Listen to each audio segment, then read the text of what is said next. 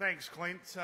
Ladies and gentlemen, it's my great pleasure on behalf of the board to welcome you all here tonight to the 2017 Keith Bluey Truscott Best and Fairest Memorial Trophy. First and foremost, I want to acknowledge the excellent and very heartfelt welcome to country by Elder Ron Jones. I wanted to pay my respects to him, the Wurundjeri people of the Kulin Nation, and pay my respects to all of their elders, past and present. Tonight is a night to reflect and pay tribute to all of those who have helped our club take another step forward in 2017. And at the outset, I wish to emphasise that so many people work very hard within our club as we climb that mountain, striving for the ultimate success together.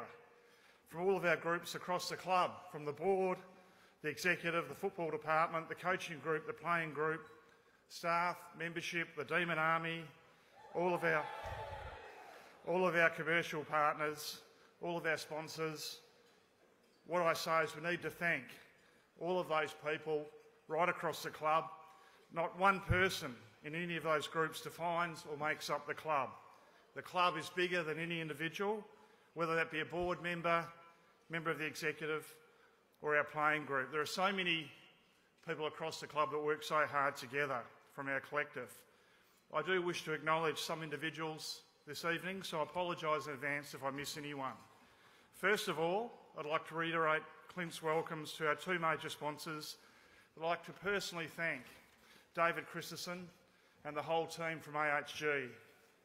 Chriso, your support over the past 4 years has been enormous for our club. AHG came on board in 2013 at a really difficult time, and we really can't put words to the thanks and how we feel about your support. From yourself, from Bronte, the whole AHG team, thanks very much. Yes, please. And to Eddie Older from iSelect, who joined us as our inaugural women's partner and then widened their commitment to the club to become co-principal partner. I'd like to personally thank you for your company's support and partnership with the club. It is very much valued and appreciated.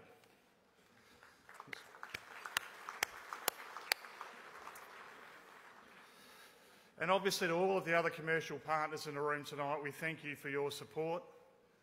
To all of the board who volunteer their time, thank you. I'd like to welcome Vice Chairman John Trotter and wife Melinda, Mohan Jessudason and wife Mary Ann, Steve Morris and wife Nikki, Jane Martino, Jeremy Nichols, and representing Vice Chairman Jeff Freeman, who's an apology, his wife Leslie and son Marcus. Thanks for all of your support. Gives me great pleasure to welcome past Melbourne President Don McClarty and his family. Welcome, Don.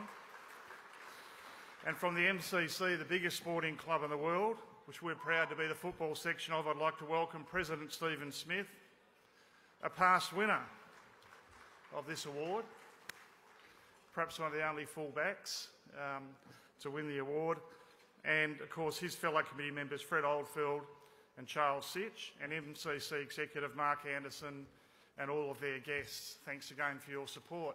We have a lot of red and blue royalty in the room this evening. I'd like to welcome past winners of the Keith Bluey Truscott Fairest and Best Trophy: Gary Baker, Ronald Dale Barassi, Brian Dixon, Noel McMahon, Hassan Mann, Russell Robertson, Todd Viney, Brad Green, David Neitz, Ray Groom and Alan Johnson. Great to have you all here.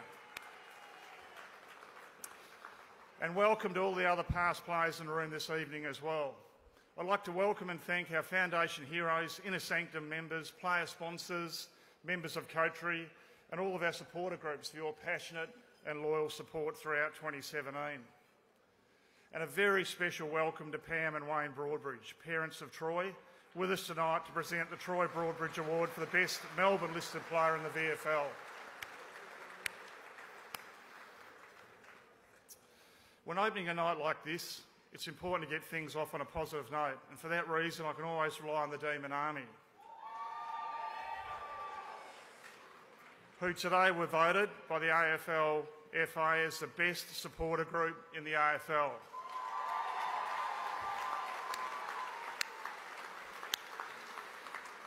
And they weren't done there, with Ryan Sinclair winning the Best Male Fan Award. Perhaps stand up please, Ryan. We'll put our hands together. Well, this just reinforces what we already know. You guys continue to show fantastic support right across the country, interstate games, all of our home games, and we really thank you for all the support you give us. Ladies and gentlemen, when I reflect upon this year, there is no doubt that we'll look back on 2017 as a season where the club made significant progress both on and off the field. Started back in February with the AFL women's team. The club has a long and proud history of being the pioneers of women's football, and this year our commitment to growing the women's game in part resulted in the inaugural AFLW season. And on that front, I'd like to take this opportunity particularly to thank Debbie Lee for all of her work for a number of years. Inaugural AFLW coach, Mick Stanier, and our entire AFW staff. The program run by our club was first class, and you should be commended on your efforts. I'd say to the whole club who embraced our AFL women's team, we're very proud, I know, from the board in what we did this year. To AFL women's players, you're fantastic role models, and you represented the club in outstanding fashion this year. I know our supporters are so proud of your achievements, and we are already looking forward to season 2. I would like to thank and acknowledge CEO Peter Jackson and his entire executive team.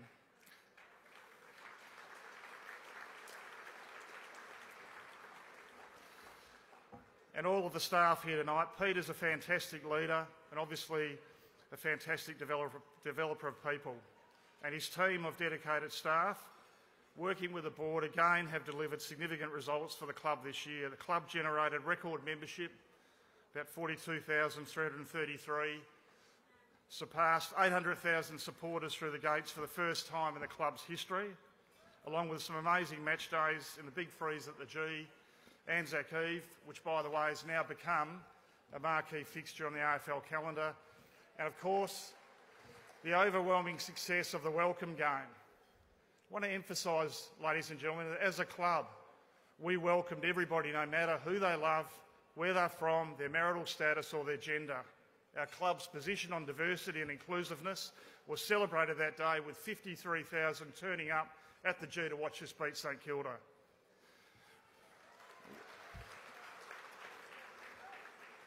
We were pioneers with this game and pioneers of women's footy and, of course, pioneers with the MCC of the game itself. And as Melburnians, you should be very proud. Melbourne Football Club also launched its Reconciliation Action Plan at Koori Heritage Trust at Fed Square on Wednesday the 19th of July. This was driven by the team of staff including Neville Jetta, Matty Whelan, Jeffrey Garlett, Ryan Earls and Josh Marnie, just to name a few of the staff involved. I want to mention this because the drive for this came from the staff. It was not driven from the top, not from Peter, not from myself. It was driven by the staff, and when I witness things like that, it just reinforces that we're on the right track. As I've said before, the role of the board is to ensure we have the very best people in their respective roles representing the club.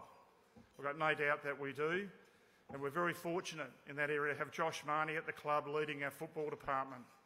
What we're building in the football department is something really special, and although I can't thank everyone, I want to take this opportunity to acknowledge the whole collective group in the footy department who have worked incredibly hard to develop and improve our team on and off the field this year. No one's worked harder than our senior coach, Simon Goodwin, who represented the club with absolute class in his first year as senior coach.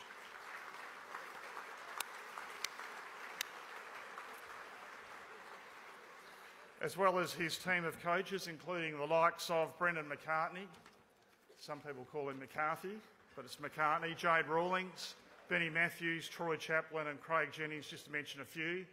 I'd also like to thank Todd Finey and Jason Taylor and their recruiting team, David Misson and his team of strength and conditioning staff, Daniel McPherson and his operations team, Dr Z and all the trainers, staff and medical staff and everyone involved in the department.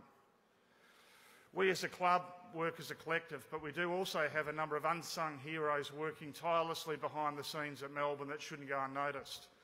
whether it's Ben Scala, our trainee working in membership, or our receptionist, Steph, or Fran and Vicky from our events team, whose year started back at the start of the year with the women's season launch.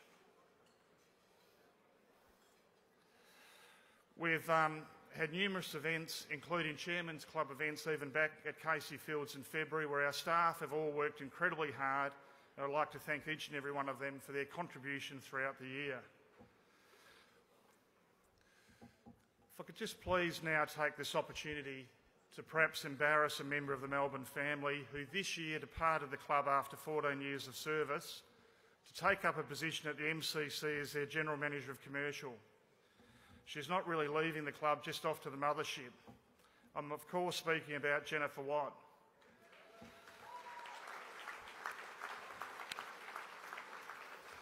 Now I know, Jen, you did not want to be publicly acknowledged.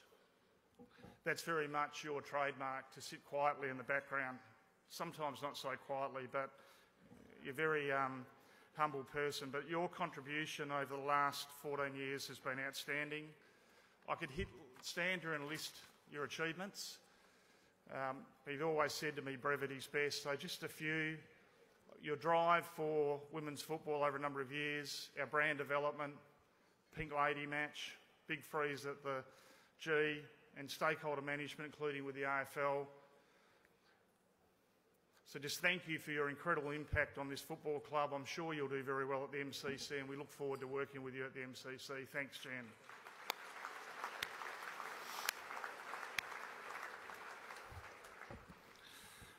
Also to the staff and players who have left or will leave the club this year, on behalf of everyone here tonight, we say thank you for your contribution, and we wish you all this success in your next chapter. And remember, you'll always be part of the Melbourne family. Thank you. When I do reflect on the year, there have been some great moments on the field, whether it's that great win against Adelaide at Adelaide Oval, our last second win against West Coast at Subiaco, our first win against the Saints since 2006, or whether it was just watching the team play an exciting brand of football throughout the whole year and various performances through the year. We showed why this group of young players, if they continue to develop and work hard, can and will deliver sustained success that we're all after as a football club. The club also showed great resilience this year, whether it's dealing with significant injuries or suspension or some of the personal challenges along the way, including that our players faced. I've been really proud of our ability to work through adversity, not to complain about or make excuses, but put the head down and work through it. And on that front, I'd particularly like to acknowledge Jessie Hogan. Jessie,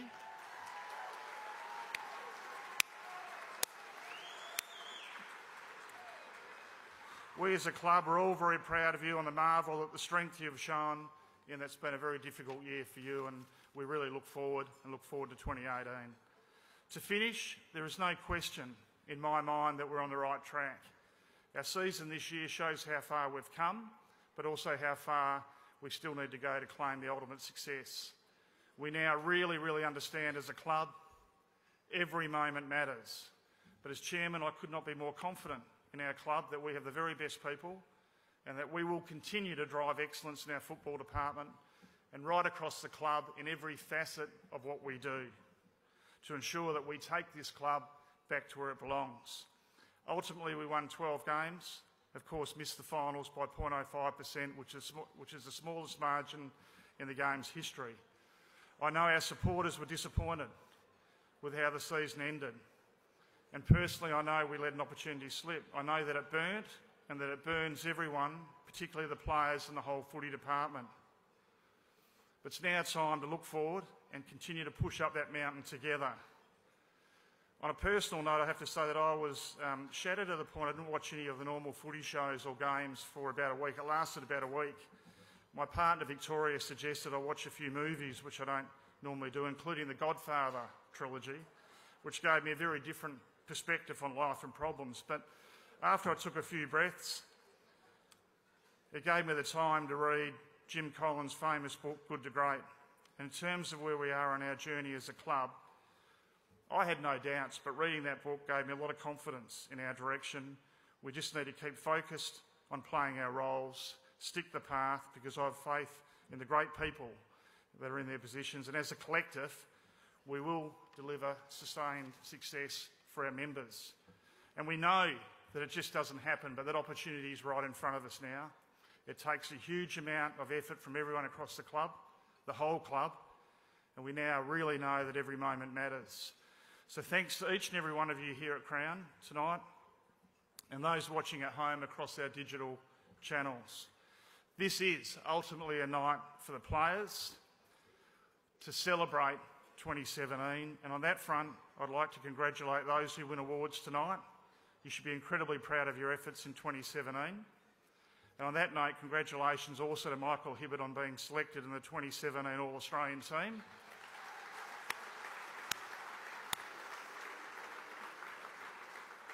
And in our AFL women's team, All-Australian, Elise O'Day, Daisy Pearce, Mel Hickey and Karen Paxman, well done. We're all looking forward to working really hard over the summer to set us up for a big 2018 campaign. Ladies and gentlemen, enjoy tonight. Once again, thank you for your ongoing support. And of course, go Melbourne. Thanks very much.